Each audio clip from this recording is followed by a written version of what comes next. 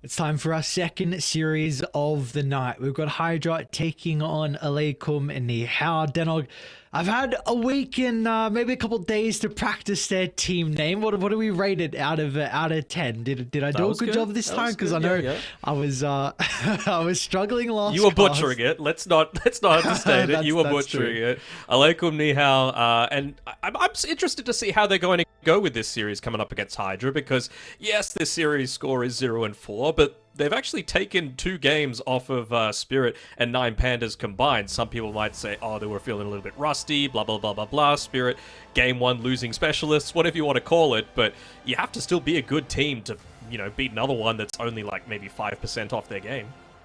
Yeah, and that's... Hopefully they can use the recipe that they had in those games and bring it into this series, and instead of just winning one game, hopefully they can take an extra one and get the series as well, because it's do or die for this team. Of course, the team that came up from Division 2, and well, they might be sent back down instantly in the third tour, because they're currently 0-4, so they've got to get some wins under their belts, and they are still versing some very difficult teams. I mean, they've got to verse Virtus Pro, they've got to verse BetBoom as well, so that is not an easy road home for EEUKUM. No, it's not. And HYDRA, they're pretty much middle of the road, right? I think they're 2-2 score right now. I might be wrong. That was Namiga's 1-3. 1-3. Okay, so it is vital for them, right? Like a win by EEUKUMNIHAO is just going to keep them on 1 win, bring themselves up to 1 win, and then, at the worst case, you might be able to force some tiebreakers. You might need to win like one other series if you're EEUKUMNIHAO, more likely to be coming against someone like a Virtus Pro versus a BetBoom. But anything's possible. We've seen some surprise outcomes happen. We saw even in that game 3 between Team Spirit and Namiga were in the lead for the first like 20-25 minutes of the game. It was really just a Magnus, which feels kind of busted right now, and of course Collapse, the king of Magnus at this point in time, that was able to execute. Yeah, so yeah, we'll see if we get even more Magnus, which honestly, even with how broken it is, I'm happy to watch a hero. It's fun to see, but HYDRA too, they got to pull something out, because also their run home, they still have to verse 9 Pandas and BetBoom, I believe it was. So that's even more. Sorry, Spirit was the other one. So what do you do? They're pretty much for this, if EEUKUM lose this series, then they are in a lot of danger with still having to verse 2 of the top teams, and same for HYDRA as well. They could be in trouble for tiebreaker for relegation potentially. Yeah, this is basically essential for EEUKUM, and for HYDRA it's very important, let's say, like a 9 out of 10, whereas EEUKUM it's 10 out of 10 importance. I really don't think drive or desire or, does this match matter is going to have anything to do with it. It's just going to come down to the gameplay. It's going to come down to the mentality, who keeps their focus, and who gets the draft right as well. That's obviously going to be a very, very big factor. But, we saw in that last series, I think it was game 1 between Namiga and Spirit, where I really thought that Spirit had the better draft in game number 1, especially with that Pango that Mallory was playing. One of the best Pangos I've ever seen, by the way, in the first 15 minutes of the game. He absolutely dominated, but you specifically picked the Ember Spirit to be able to counter it, and it just didn't happen. So, the draft is one thing, but outplay, we could see, is another thing altogether, where someone can just make something that really shouldn't work, and it still does. Yeah, but again, it does all start from the draft, though, and I believe it was... I forget now. I think HYDRA had priority and chose second pick, and then EEUKUM chose Radiant, if I remember correctly. It's now off my screen, unfortunately, but we'll see how either side sets themselves up. Yeah, we will. I want to see how EEUKUM look to approach this draft as well, because all throughout their qualifier process, and even in the first few games, they've really heavily picked and banned around protecting Palantimos. He's probably one of the more experienced members of the team, and if you say, right, you're the guy, and if you're going to do it to one person, let it be your carry, just to let them carry a game, just give him this pick at the last pick of the first phase, right? Where you get the ways to be able to counter it. You're not going to be playing up against a Medusa. Techie's very viable in multiple lanes. It just can scale to be greater than a core's net worth. I like this opener, and I want to see them just give Palantimos his absolute comfort. Do you have like a top 3 heroes that you, so far through the tour, have liked to see him on?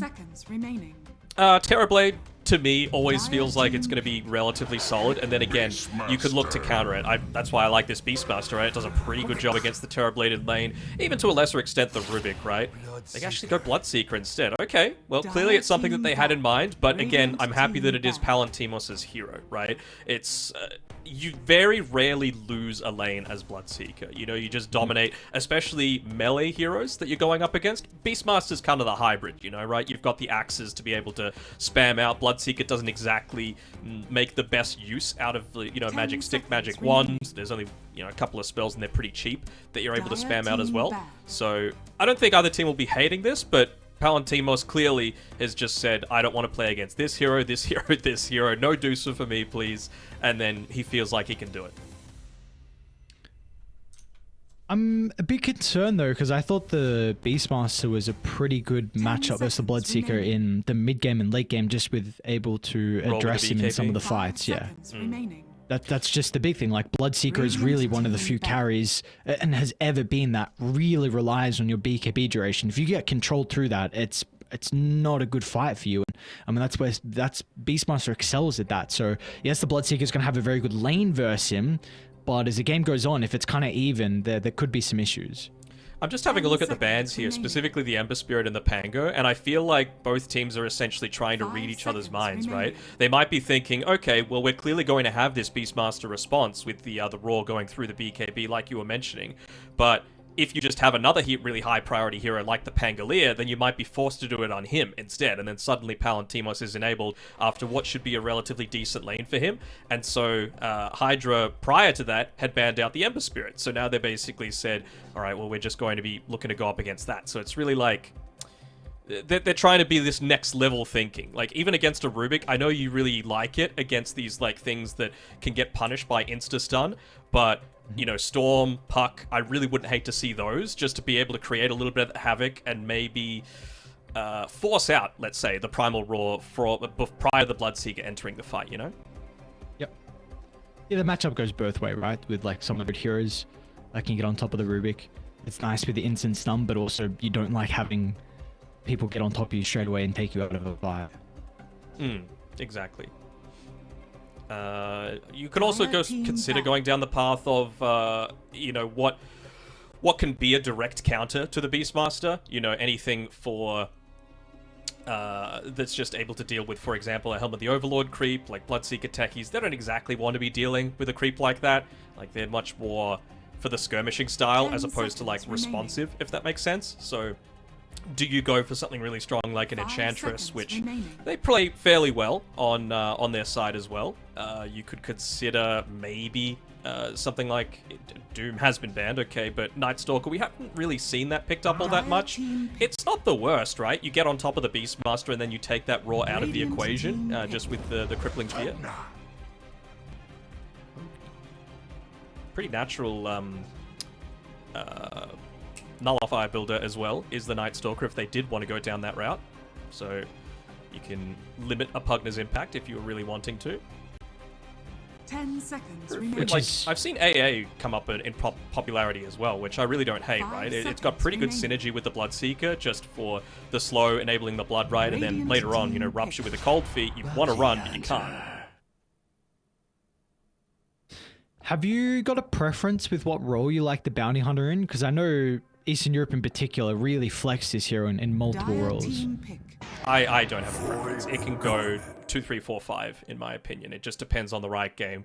Looking like it's probably going to be either a 3 or a 1 this game. We'll have to see. I mean, again, similar argument to the Terrorblade going against the Beastmaster. One of Bounty Hunter's big strengths is he's got pretty high armor to be able to start off with, but if you're just getting Whirling Axes thrown into your face, then maybe you're going to be dying early on and not actually doing what your job should be, you know? So maybe this is off lane, maybe this is position 4 and a Techies 5, who knows?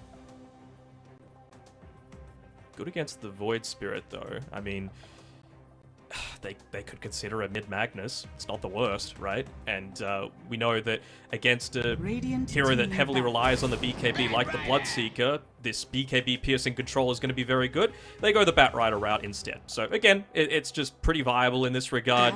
Maybe they just felt like it's a little less likely to be punished by I mean, we've seen teams occasionally flex the Void Spirit to another lane, and maybe they thought, look, if Mag goes mid, maybe they just Bounty Hunter mid and they punish us. So I like the ban. Radiant team ban. To hear that we've even seen flex at the moment a lot in Western Europe to a support role. I mean, we just saw it recently in the last series as well, get played as a support as well. So it's I hear that a lot of people are still trying to experiment with and work out where he's best suited at the moment, but I mean, you can still put it as a core, especially if it has a very good game, and kind of looks like it does right now. I mean, is there any real issues you see the Batrider might run into at the moment against the 4 heroes of Aleikum? I mean, you got to be careful with where the enemy team has vision, right? Like, if you get tracked, then your surprise is gone, basically. And then if your surprise is gone, then you're probably going to get ruptured. And then you can't actually join into the team fight, right? So it's all about just finding vision first. The plus side, of course, is that they're playing with a Beastmaster. So you're going to have that Hawk to provide you that superior vision.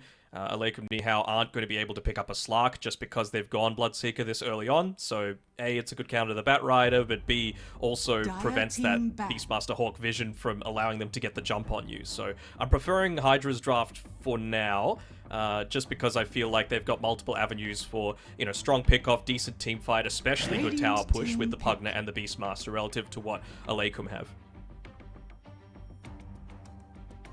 Let's see how they want to finish off the draft, though. Of course, waiting to see what the bounty is going to be flexed as. I was thinking before, I don't know if you can really run bounty 5 because I feel like it doesn't set up for the Bloodseeker's lane. Maybe you can throw techies then. And because I was thinking if bounty can't be 5, then maybe, I don't know if techies wants to play into the Bloodseeker lane, so it could just be a bounty techies and looking for your lane partner with the blood. But I guess there's still potential for techies to go in the safe lane. I've even occasionally seen like a Batrider flex to 1, you know, like if they go some weird dual melee off lane, then you can go Batrider 1 and it feels really strong as well. Just completely overwhelm that lane, make it not be a factor, and then you remove like all of the team fight potential, right? Because your off lane is the one buying the auras. I'm not expecting a Void Spirit or the Bloodseeker to be the ones doing that. So it just means again that you can look to snowball off the early-ish game. Don't have the Death Prophet though, you know, again. It doesn't really give them the flex. This is an off-lane Death Prophet, in my opinion. Batrider can just run away from you if you look to do it in mid. And it gives them a little bit of push as well, which I felt like they were lacking. So what now, position 1 do they have that's going to be able to outrange this Death Prophet? They've got okay jump with the Void Spirit and the techies, so I don't think you can get away with something like a Sniper. You and I are advocates of the Sniper, and it really just doesn't seem to be picked a lot, does it? Yeah. I think the issue is you have a ranged 5, and also like you want a range here versus a Death Prophet, but you kind of don't versus the Bloodseeker. So I think they're in a very awkward position. But you don't really want a melee hero that's going to get kited around, right? Like That's a PA might be good to jump in and out, but Bloodseeker is just going to rupture you, and then you're going to have a rough time. So the melee hero I'm thinking of is you think it's Monkey. Slark, maybe? No, not against the Bloodseeker. Yeah. I don't hate the Monkey. Just put him, lay down the Wukongs if they pop the Exo and Bloodseeker ruptures you. Hopefully you're not silenced in the duration. Hopefully you've got an early-ish BKB or someone's got a Lotus Orb to be able to protect you. I mean, PL could be another option if it's still available. Just a bunch of illusions to be able to deal with it. Wow, okay. So, I mean, it's not the greatest against the Bloodseeker, but again, if you get the jump, and again, they've got the lineup to get the jump, then it feels really solid, right?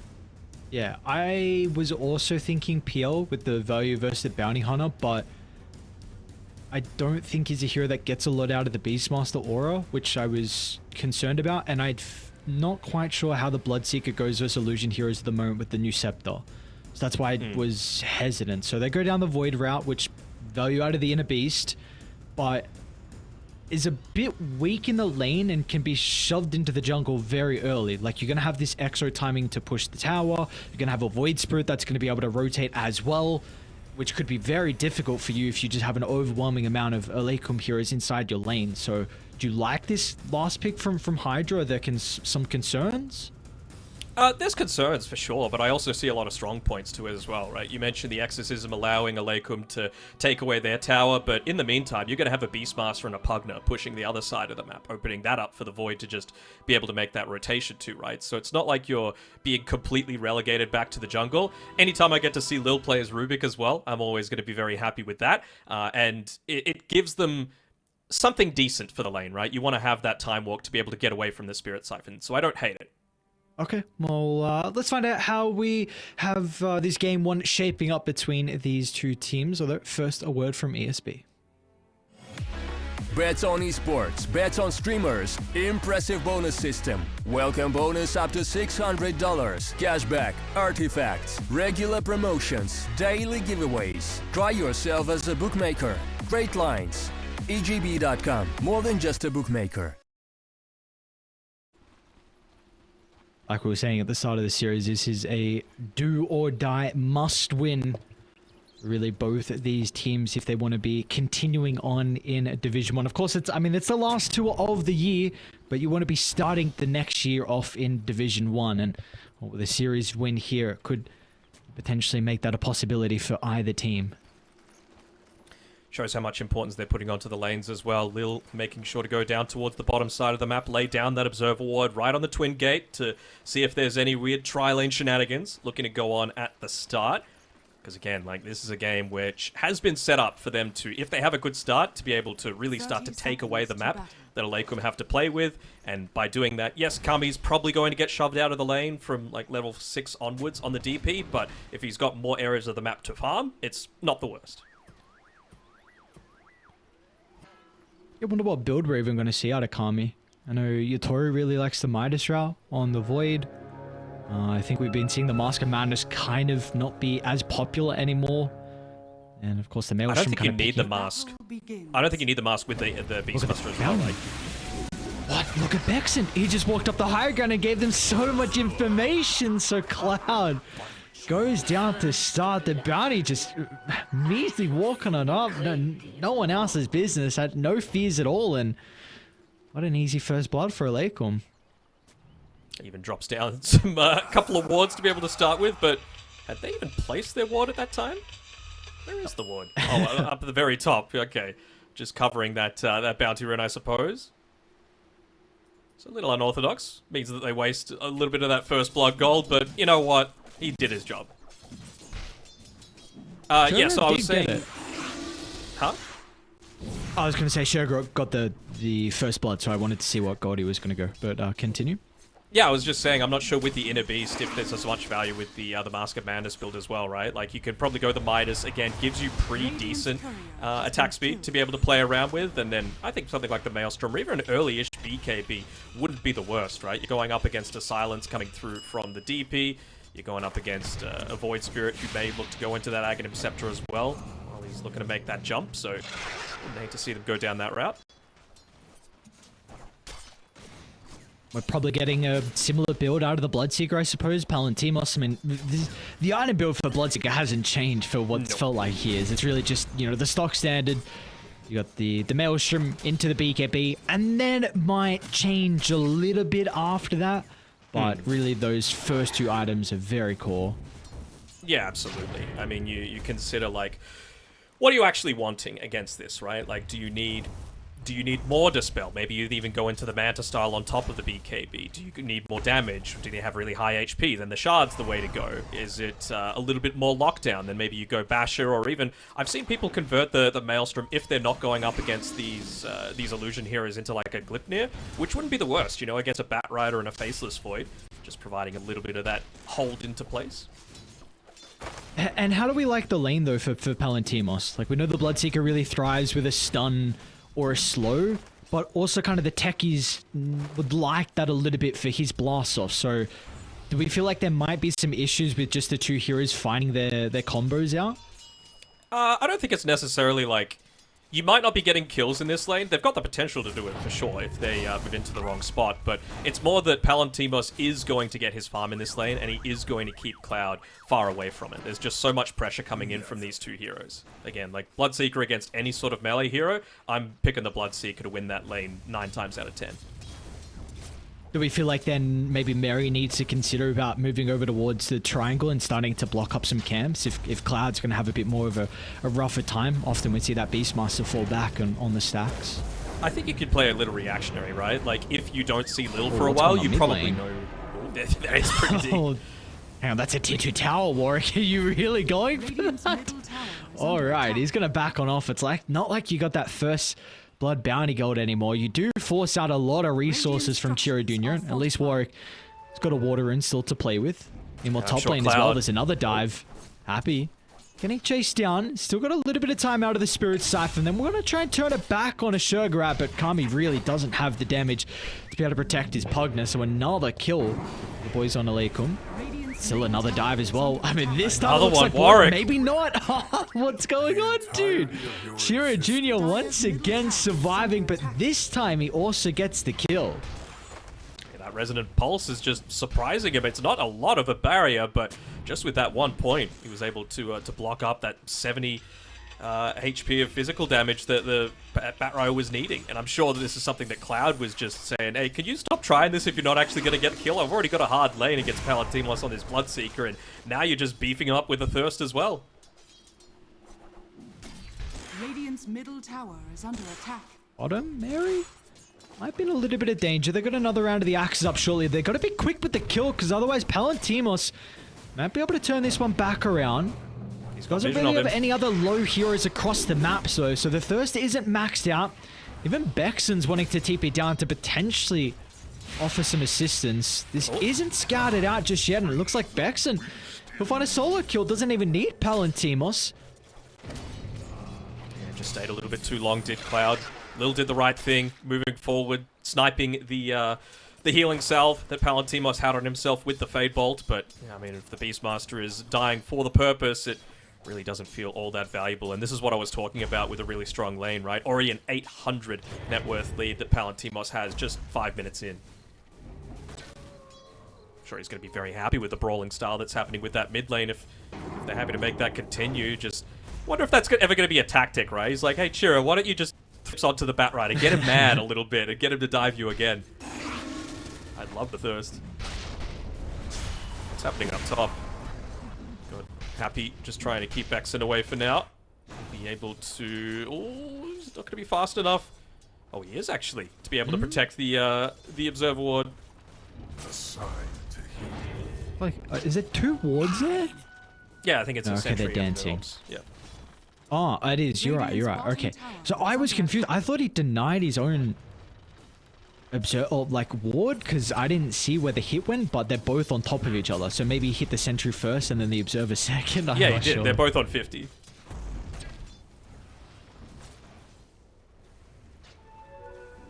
Nice rotation through by Bexon, sealing that away, protecting the Arcane Rune as well. Some more stuff to be able to help out his mid laner. Shira, though, making sure that... Is he going to be able to get this? Yep, It's a couple deep Warwick, dive, but still, dude, was that like full blood grenade spam between either side? But I mean, the kill gives the 6 for Chira Jr. Doesn't want to commit on Happy though, so a 1-for-1. But of course, Aleikum would be very, very happy with that. I mean, Chira comes out on top. He's going to be able to shove the lane in, so the Batrider will be missing some creeps under the tower. Is under attack. So I was mentioning before the Bloodseeker, like his item build after he gets those couple of core items, Phase Boots, Maelstrom, BKB, and I was mentioning the potential of the Gleipnir just because I feel like they might need a little bit of lockdown. They don't have the most reliable stuff now. Shogarat, he's gone for the early Atos, so, you know, not this big aura style of an offlaner, but it makes a lot of sense, right? It makes you very tanky. You're an int hero, so all of the intelligence that you get from the full Atos with a couple of crowns is going to be quite nice, and it just provides a little bit more control against the Faceless Void, against the Batrider, who do want to be scaling a little bit, as opposed to buying a super early BKB. Yeah, I think that's the big one, the Batrider. We see might be in some trouble trying to poke and prod his Aleikum. They've got a secondary support starting to rotate mid. We'll see if it's going to be enough with Well, dude, he just turned straight away. No hesitation for the lasso out of Warwick, so... That'll be an instant kill for Hydra. Now they've got Lil nearby that might stay around for the next spawn of the power runes. He's leaving nothing to chance anymore. You know, a couple of dives haven't gone amazingly for Warwick, so he'll take a kill when he can get it. Especially if it means that that Bloodseeker is off the map. How did the Wisdom Rune trade go? 1-for-1. So both teams should be looking to get a reasonable level 6 timing. You've also got Lil trying to build up those stacks that you were mentioning inside of the ancient camp. He will be able to get rid of the sentry, but not before the camp still remains blocked up. So the River Warwick was able to pick up a haste and wants to charge down Bexon, but we got a TP out of Palantimos who's ready to go with the Rupture.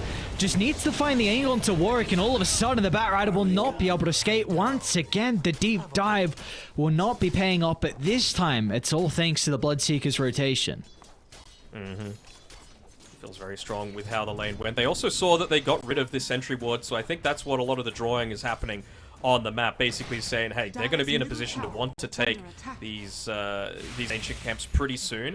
The thing is, without the exorcism, I really don't think they've got the heroes to be able to do it. Maybe if Mary had level 6, so I feel like, yeah, it looks like Cloud might be looking to make a move back there and steal this one away. Well, not steal this one away, secure it before Aleikum go for that full-on steal.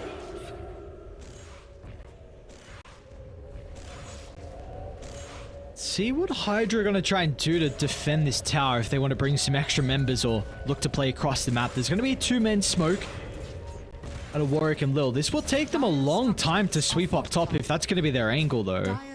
Nah, Warwick's just taking some of the Ancients, so he'll look to secure that for himself.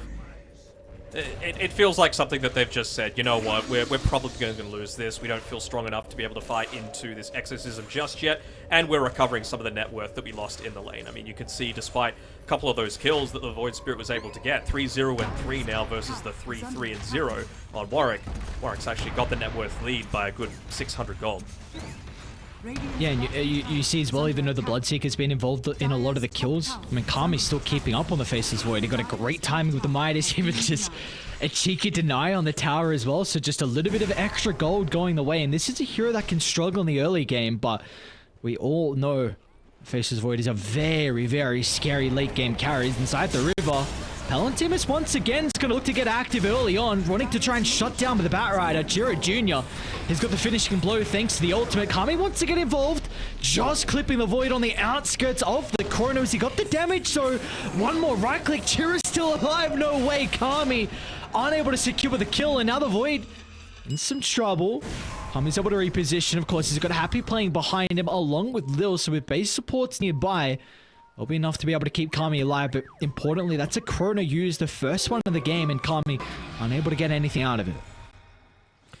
I mean, it's another rotation by Palantimos. He gets the Rupture onto the Batrider, so obviously stops Warwick from continuing to run forward, but you just see without the BKB how ineffective he feels in that fight. You know, it's a hero that, I mean, even once the BKB is available, right, you're going to have the Chronosphere, you're going to have the Primal Roar to be able to deal with it. Speaking of the Roar, goddamn, Cloud just blew up Exon. Big kill for him to find. It's going to get him closer to that Helm of the Overlord. And this is a good Helm of the Overlord game, right? I mean, we were mentioning potential options for them to go when this Beastmaster's pick early on into the draft, and that's one of the big... So versatile with what you can actually look to build up into. They've got an Illusion hero, get into the drums. They don't have any way to clear out these Helm of the Overlord creeps, go for that. If you want to go auras, and they've got counters for both, there's not really too many counters for auras.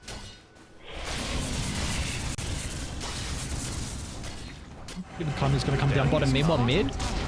Lasso used on Shurgarat. He's got a Lotus to play with as well if it's required. All of a sudden, Aleikum, they've got more members nearby to protect him, but it's not going to be enough. The big kill into Shurgarat. Now Bexon's going to be chased down as well. This time Warwick will be able to get the kills and potentially get out. Jiro Jr. something else to say about it, but him by himself is not going to have the damage to turn the tides. So I wonder where Cloud looks to farm now, right? Because he's done his job, he's used the Helm of the Dominator, got lucky with a Dark Troll Summoner as well, so plenty of boys to be able to play with. What are they called, just skeletons? Skeleton warriors to be able to play with. But this is really where Kami wants to be setting himself up, right? He wants to get into that Maelstrom ASAP so that when he uses that Chronosphere combined with the Inner Beast or attack speed plus the Midas attack speed that it just provides, it's going to be plenty to be able to pick off whatever target they choose. Because there really isn't anything to stop him once he gets into the fight, right? Maybe once the Techies gets an Aghanim Shard for the reactive Taser to provide that disarm, but it's going to be a little bit until he gets to that stage. What would you like to see out of Aleikum with this next Exo? Because I'm sure Shurgarat's ready to go with the ultimate. Yes, I mean, I think just claiming a little bit more control around the bottom area of the map wouldn't be the worst. Like, this movement that they're making is pretty good in my mind, right? Maybe a little bit premature with how the lane was being pressured up, big props have to be given over to Kami for that as well. But if you just take away this tower, you open up another avenue to be able to gank into this ancient camp that we know that they're going to be farming quite heavily with a Beastmaster, with a Batrider, hell, eventually the Faceless Void as well. You could just look to go back to that.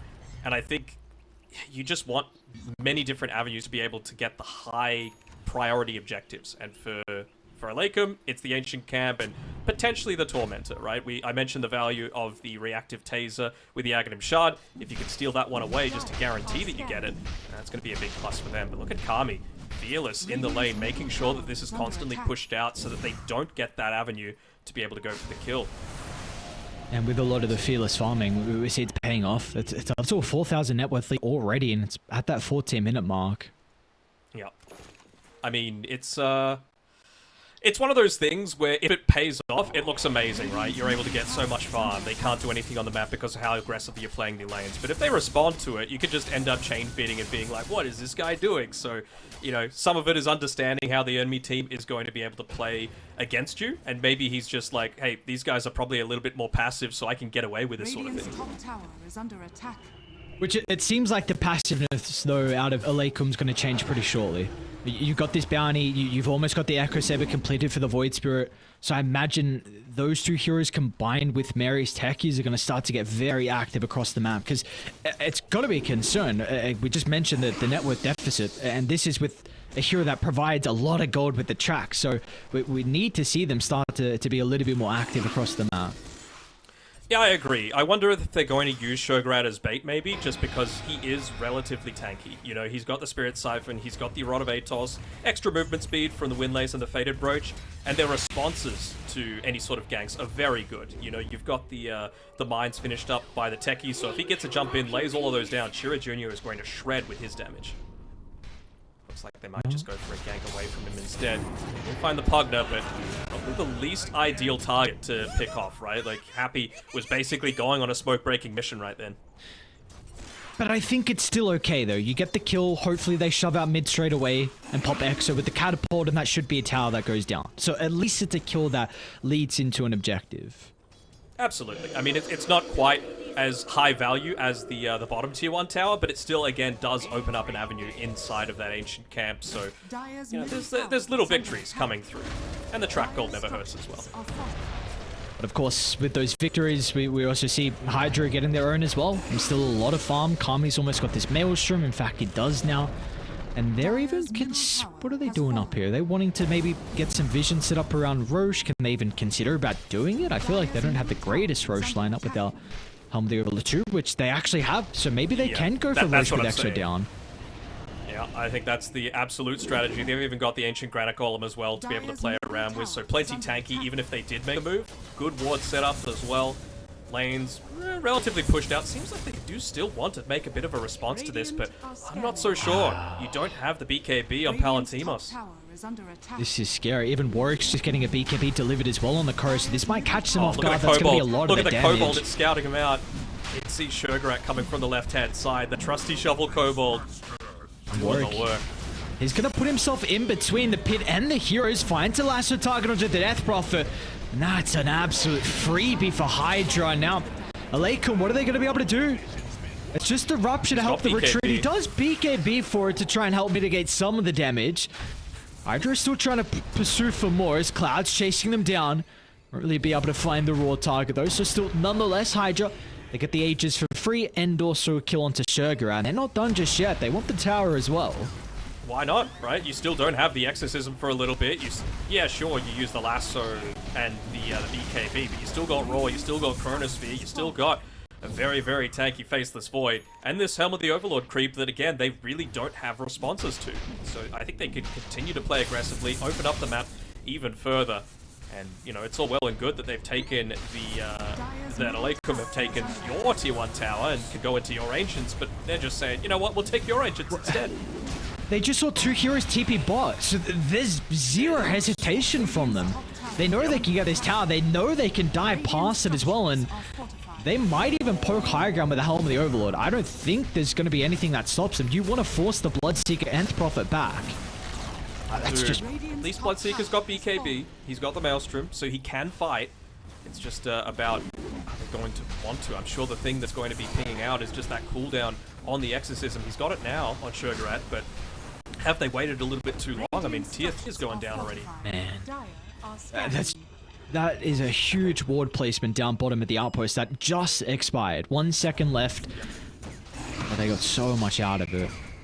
They're getting a lot out of the Hawk that just got removed by the ward that was placed up there as well. But I mean, again, just use the Ancient Granite Golem for the sieging, right? Even if you make a jump, like what are you going to do? You kill an Ancient Granite Golem, you walk back, you get another. There's another Ancient Granite Golem inside of the Radiant Ancient camp. Finally, they're going to put Kami on the front lines. And again, he's still got 3 minutes left on this Aegis. He's got a Pugna healing him up. So it feels like this is the sort of right move. They got to make this backstab, and it's underneath the ward. Jira's going to make the attempt. The lasso combined with the roar. It's a lot of control at the start. Jira, he's still going to be able to escape, but simultaneously the Chrono's out, but he gets disarmed though. Kami still able to pump the damage once the bubbles expires, but it's looking like an okay fight if Jira can escape. Doesn't have any more ultimate charges. Going to be able to sidestep the Axis further to the northern side though. Palantimos and Sugarat chasing down the Pugna. They'll get the Batrider as well. Now Cloud is isolated for the team. He might be in some trouble. Tira very hesitant until Sugarat's going to be able to step into the middle. Now they can consider about chasing Hydra away from their base, but even a Batrider buyback, that's a heavy commitment out of Hydra. But I mean, Kami's still got the Aegis. He's more than happy to continue the dive, and along too is the Batrider as they go deeper and deeper, swarming inside Aleikum's territory, pillaging the buildings along with the heroes. There's nothing that's going to stop them. They get the kills, and now they can back on out and get the objectives. All right, well, it's one buyback, but you get two in exchange, so worth, right, you would have to say. And they've just put all of their attention up towards this top area of the map, using that first Aegis to absolute perfection. And, I mean, you might not really be getting the most experience of that heavy commitment onto taking towers, but if you're now forcing heroes 20 minutes in with limited farm to try and deal with super creeps pushing into their base, they're going to be forced back towards this top side quite a lot. They're just going to walk down every single lane and take it. Best thing they can do right now on Shira is try and push out that bottom lane, get them to TP down to the bottom side, but it feels like they almost want to do that anyway. Unless they just keep the push up. I mean, they used the double glyph already. Shira's coming back. He's under a Hawk though. I don't know how they done the defense. They're even trying to jump the Batrider illusion, so that's my thing, but forcing out an Astral Step makes it a little bit more difficult for Chira to be able to commit into the middle of the fight. It really feels like you need this full-on wombo combo, right, with the proximity mines that I was talking about, but they use the blast off for those Batrider illusions, so it's still another 20 seconds until the blast off's available. The flame break back into the lasso, that's perfect! Beautifully done to start the fight onto the Void Spirit. Chira without a buyback for 40 seconds. Kami's still got the Aegis for another 30, and second full set of barracks for Hydra. They have not stopped with the pressure ever since they got that Aegis advantage. What a gameplay from them. Yeah, for sure. I mean, again, they just realized the big weaknesses of Aleikum's draft, right? This Bloodseeker, he's barely been able to fight, right? It was a really, really good steal of the taser that Lil had previously. So when they made that jump in, you really didn't get any value out of that Bloodseeker. And then they've just got so much control for when he does pop the BKB, right? The Chrono, the Primal Roar, they've got a ton of damage. They've got this Helm of the Overlord creep, which I'm pretty sure hasn't died. This is the original one. Chira Jr.? We'll find an opening onto the Pugna. Whoa, Extra gets committed. Sugarat wants to fight, but the rest of the team doesn't. Chrono's didn't clip on the Death Prophet, but it stops the rest of the team from being able to protect her. It zones him out. And now what are they going to be able to do? Palantimos control inside the BKB. They're done. I mean, I don't blame him. It was 100% probability anyway before that fight broke out as Hydra just mauled them, Danog. One age is all they needed. Ever since then, it's pretty much 6 minutes ago since they got that Aegis, and there was just no stopping them.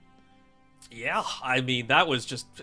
To be fair, they've picked heroes that can look to snowball off of, like, one effective team fight, and it was really just, to me, Hydra using the value of information a little bit better than Aleikum, right? They saw the exorcism was popped. It was just level 1. They still came top, and they put Shograt on the front lines, and he just got blown up, right? You're against a lot of these heroes that are pretty good at finding the pick-off. They had the vision. Who was actually holding on to that trusty shovel? Because I didn't know whose it was, but that kobold just provided them every little bit of information they could have possibly want to allow them to make the jump, and it was all Hydra from then.